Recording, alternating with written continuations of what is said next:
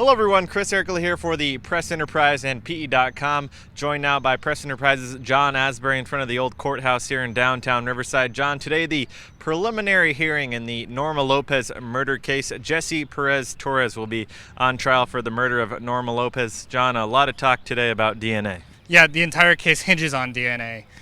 Shortly after Norma's body was found, prosecutors and analysts submitted DNA found from her body into a state database.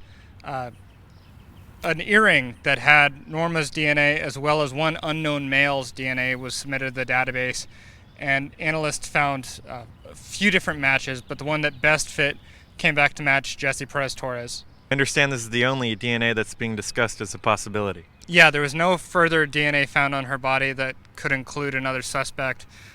They tested her body, her clothing, and the only DNA was a single sample from this earring. And going on from here, it's on lunch break right now. What can we expect going on now this afternoon?